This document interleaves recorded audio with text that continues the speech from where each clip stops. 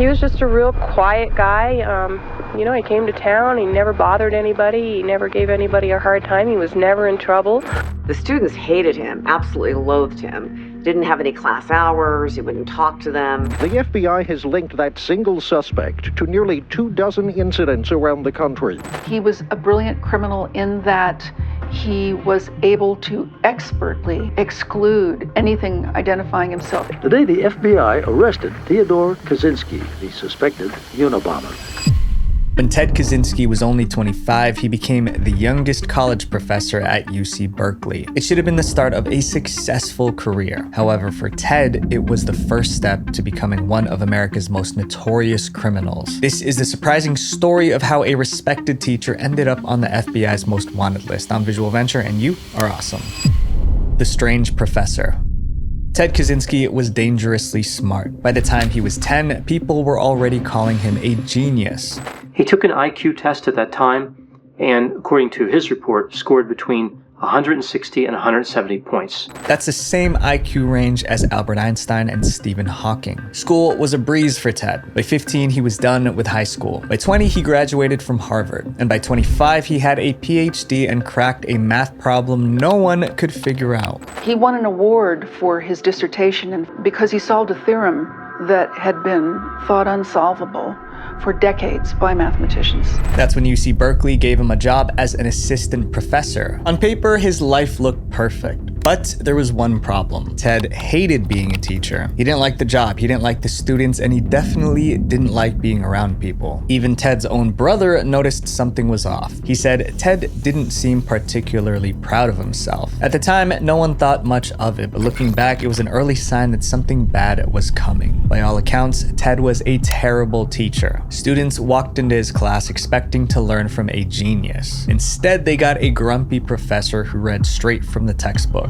The students hated him, absolutely loathed him. Didn't have any class hours. He wouldn't talk to them. By his second year at Berkeley, Ted stopped trying to fit in. He cut ties with colleagues, and he moved into a cabin miles away from campus. But there was a reason Ted hated his job and wanted to disappear. It wasn't just that he was shy or awkward. There was something bigger eating at him. He hated what technology was doing to the world. In Ted's eyes, technology wasn't making life better. It was ruining everything, and the more he thought about it, the angrier he got, until one day it pushed Ted to do something unthinkable. So the question was, why did this Einstein-level teacher have a problem with technology? The world is falling apart. Ted believed he was living in what he called an industrial society, a world where the goal was to produce as much as possible as fast as possible. And to do that, society relied heavily on technology. But there's a problem with this scenario. In Ted's eyes, people weren't in control anymore. Society was becoming too dependent on technology, and Ted couldn't stand it. He viewed technology as evil, as the evolution of technology as evil, and the technical class as perverting the human spirit. But hating technology wasn't enough. Ted wanted to escape. In 1969, only 2 years after being hired, Ted quit his job as a college professor. He wasn't able to negotiate the social world with other people. And so he grew convinced that he had to get away from people, away from society. For a while, Ted moved back in with his parents, but soon he bought a plot of land deep in the woods of Montana. Ted built a tiny cabin there, and he made sure it had no technology.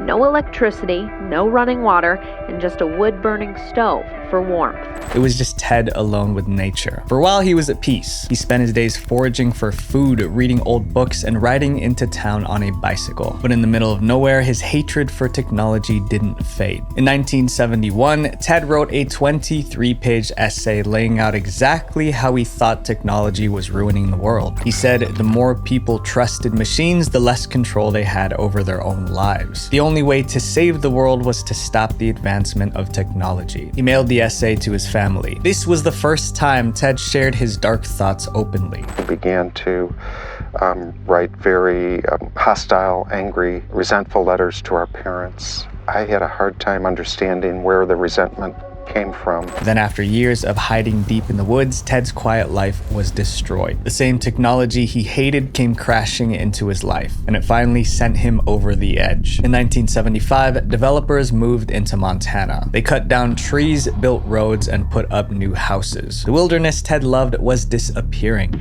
Planes started flying overhead. He noticed motorcyclists riding through the forest and disturbing the nature that he was glorying in. One day, Ted hiked to his favorite spot, a rocky ridge by a waterfall, but everything was gone. Bulldozers flattened the ridge, and a road now ran straight through it. Ted described this as the moment he snapped. His exact words were, "You just can't imagine how upset I was." It was from that point on that I decided rather than trying to acquire further wilderness skills, I would work on getting back at the system. Revenge. The revenge begins.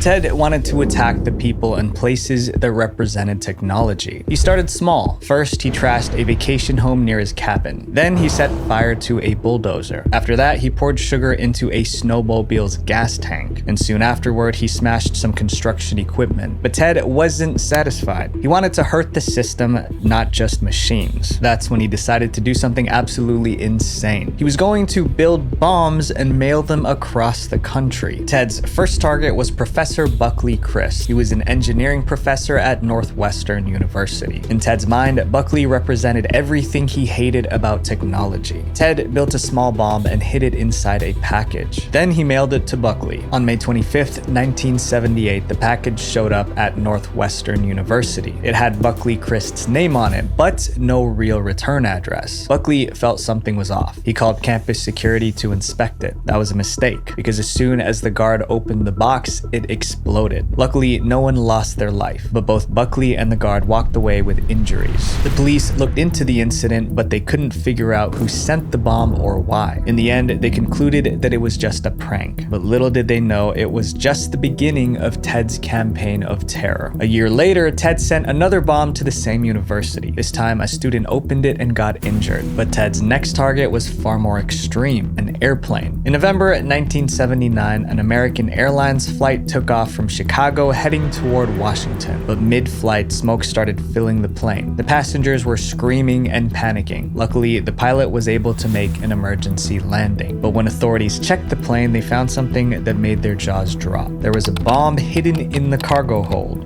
We found that it contained a barometric switch and some other initiating components, batteries, wires, and a container for the explosive charge.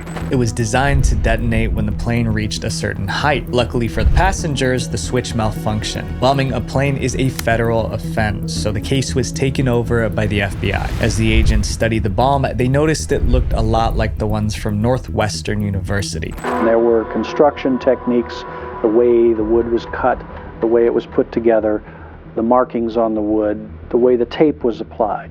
That's when the FBI realized they were dealing with a serial bomber, a domestic terrorist. They gave him a name, the Unabomber, short for the University and Airline Bomber. Unfortunately for the FBI, they had no fingerprints on the bomb, no witnesses, and no leads. But they did find one strange clue. The initials FC were put in these to be found, clearly protected in such a way that they would survive the blast. At first, they thought FC might be a secret code or initials for a radical group. But after months of investigation, they discovered the truth. It meant nothing. Ted placed the initials there to throw investigators off his trail. Meanwhile, his attacks continued. For the next 6 years, Ted did a lot of damage. In 1980, he mailed a bomb to an airline boss in Illinois. In 1981, he sent one to the University of Utah. Then in 1982, he mailed 2 more, one to Vanderbilt University and one to UC Berkeley, where he used to work. Almost every time, people were injured, but no one lost their life. Ted paused the packages for 2 years, but in 1985, he returned with a bang. That year alone, he mailed 3 packages, hurting even more people. Each attack made the news. Soon, ordinary people were scared to open their mail, just in case it contained a bomb. The FBI couldn't calm people down because after years, they still had no real leads. He was a brilliant criminal in that he was able to expertly exclude anything identifying himself. So far, no one had lost their life because of the Unabomber. But that was about to change. In December 1985, a wooden box was left outside a computer store in California. When the shop owner went to inspect it, it exploded. Unfortunately, he didn't survive. For the first time, the Unabomber had taken a life, and now the FBI was desperate. Then 2 years later, they finally caught a break. On February 20th, 1987, Ted went to drop off another bomb, this time at a computer store in Salt Lake City. But while he was planning the bomb, the store's secretary spotted him through the window. He was wearing a hoodie and dark sunglasses, trying to hide his face. At the time, she didn't think much of it, but an hour later, the package exploded, injuring the store owner. When the police showed up, the secretary told them about the man she saw. Based on her description, they created this sketch. For the first time, the FBI had an idea of what the Unabomber might look like, and they broadcasted the sketch on practically every TV station in the country. Luckily for Ted, this sketch wasn't enough to identify him, but Ted knew they were getting closer, and it scared him. A new beginning. For 6 years, the Unabomber went silent. There were no attacks. The FBI started to think he was gone forever. But they were wrong. Ted only stopped because the police sketch rattled him. By 1993, his confidence returned, so he struck again. Ted's new target was Dr. Charles Epstein, a scientist at the University of San Francisco. On June 22nd, 1993, Dr. Epstein received a padded envelope in the mail. When he opened it, the package exploded. Just 2 days later, Ted struck again. This time, the package was addressed to Dr. David Gelernter, a renowned computer scientist at Yale. As soon as Gelernter opened it, it detonated. Both attacks made headlines. Everyone knew the Unabomber was back. In 1994, Ted took it even further. During a 5-month period, he mailed 2 more packages. 2 people lost their lives. But Ted didn't want it to seem like random attacks. He wanted everyone to understand why he was doing this. So he decided to send a message to the entire world. In June 1995, Ted mailed a 35,000-word essay to major newspapers, including the New York Times and the Washington Post. Attached to the essay was a chilling ultimatum: publish my essay and I will stop the bombings. He wanted them to consider publishing that essay, and if they did, he would make an agreement to cease committing acts. It wasn't an easy decision. On one hand, the newspapers didn't want to publish and spread the Unabomber's ideology, but if they refused, more lives could be at risk. So on September 19th, 1995, the Washington Post published Ted's essay. They called it the Unabomber Manifesto, but the official title was Industrial Society and Its Future. It was all there today, all 35,000 words of the Unabomber's message to America. In the essay, Ted explained why he thought technology was destroying the world. He said society was so dependent on technology that humans were mere cogs in the social machine. He even warned that one day technology would alter human DNA.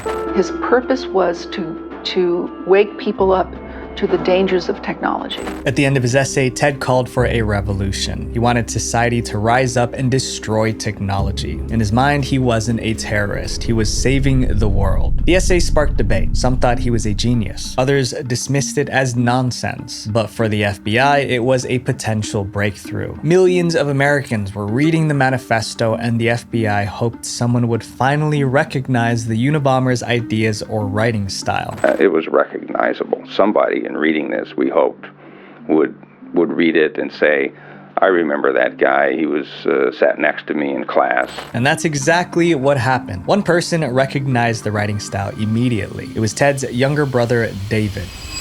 Can't hide from a family.